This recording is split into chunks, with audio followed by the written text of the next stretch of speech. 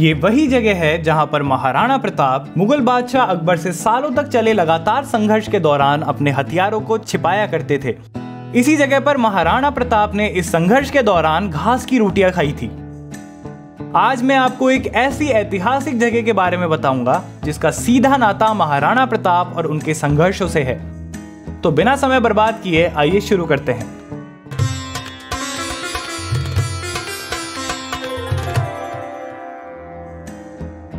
आज भी आप जब भी इस जगह पर कदम रखते हैं तो ऐसा महसूस होता है मानो यहीं पर कहीं महाराणा प्रताप बैठे हों और पास में ही उनका घोड़ा चेतक बंधा हुआ हो।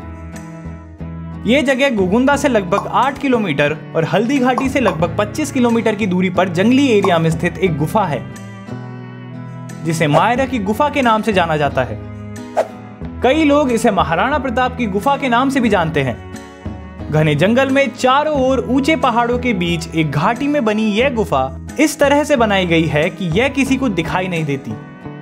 किसी अनजान आदमी के लिए गुफा के पास जाकर भी उसे ढूंढना काफी मुश्किल है।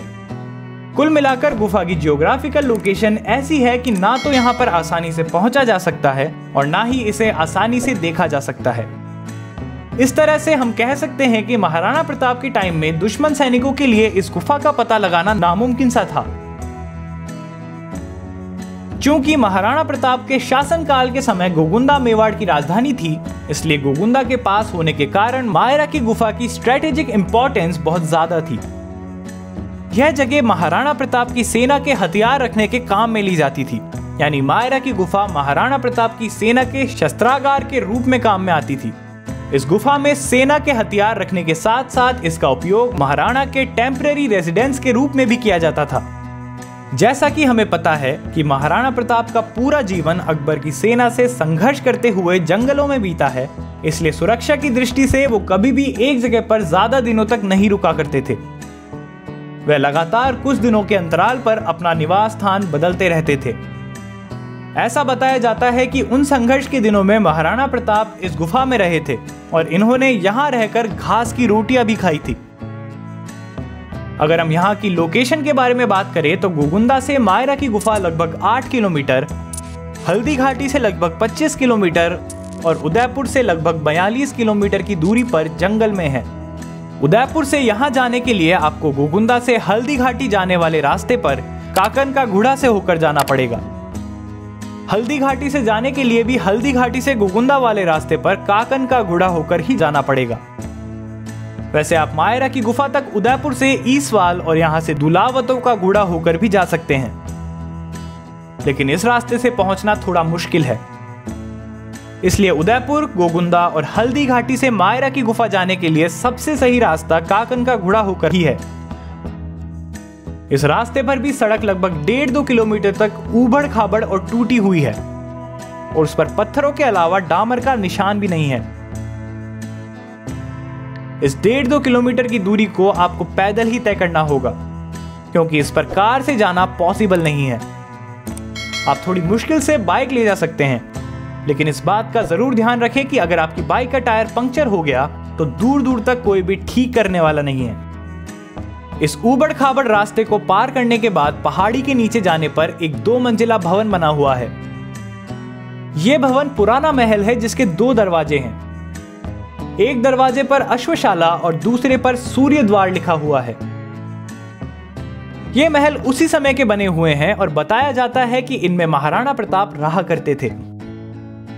ग्रामीणों द्वारा महल की देखरेख होने की वजह से इनकी हालत काफी ठीक है और रहने लायक है। इस महल के पीछे गुफा है जिसमें इन दोनों दरवाजों से एंट्री की जा सकती है।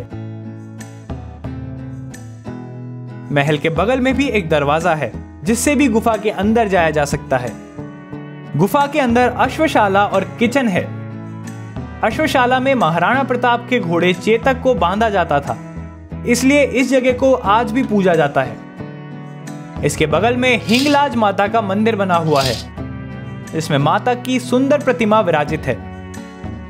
गुफा को एक पवित्र स्थली का दर्जा प्राप्त है, जिस वजह से इसमें जूते चप्पल उतारने के बाद ही एंट्री करनी होती है। गुफा के ऊपर की पहाड़ी से गुफा के बगल में एक प्राकृतिक झरना गिरता है। बारिश के दिनों में यह जगह काफी अट्रैक्टिव हो जाती है। गुफा में भी जगह जगह से पानी टपकने लगता है। झरने की वजह से आसपास के साथ साथ गुफा की प्राकृतिक सुंदरता भी बहुत ज्यादा बढ़ जाती है। मेन गुफा सीढ़ियों से आगे कुछ ऊपर जाने के बाद में दिखाई देती है। बारिश के मौसम में इसमें भी जगह जगह से पानी टपकता है। इस गुफा के काफी अंदर जाने पर रूपण माता का मंदिर है। गुफा की सबसे बड़ी खासियत यह है कि बाहर से देखने पर इसका एंट्री गेट दिखाई नहीं देता है, जिस वजह से किसी को इसका पता नहीं चल पाता। इसी वजह से इस गुफा को शस्त्रागार बनाया गया था। गुफा के अंदर जाने के लिए 3 रास्ते बताए जाते हैं, जो कि काफी टेढ़े मेढ़े हैं और अपने आप में किसी भूल भुलैया से कम नहीं है। अगर गुफा के आर्किटेक्चर के बारे में बात करें तो यह प्राकृतिक गुफा शरीर की नसों जैसी शेप में बनी हुई है। इसके थोड़ा सा अंदर जाने पर एक अलग ही एहसास होता है। ऐसा बताया जाता है कि यह गुफा महाराणा प्रताप की राजधानी गोगुंदा में निकलती है। गुफा के ज्यादा अंदर जाना पॉसिबल नहीं लगता है, क्योंकि अंदर काफी अंधेरा है। चारों तरफ पहाड़ों से घिरी हुई यह जगह पहुंचने में काफी मुश्किल होने के बावजूद बेहद खूबसूरत जगह है। अगर कुछ कमी है तो वो इस जगह तक पहुंचने के लिए सड़क का नहीं होना है। हाल ही में स्टेट गवर्नमेंट ने मायरा की गुफा के रेस्टोरेशन और ब्यूटिफिकेशन के लिए 5 करोड़ 40 लाख रुपए मंजूर किए हैं, जिनसे गुफा तक पहुंचने के लिए सड़क, heritage gate, ticket window room आदि के निर्माण के साथ गुफा का रेनोवेशन किया जाएगा। उम्मीद है ये काम जल्द ही पूरा होगा और मायरा की गुफा उदयपुर घूमने आने वाले टूरिस्ट के लिए एक मेजर टूरिस्ट प्लेस के रूप में उभर पाएगी।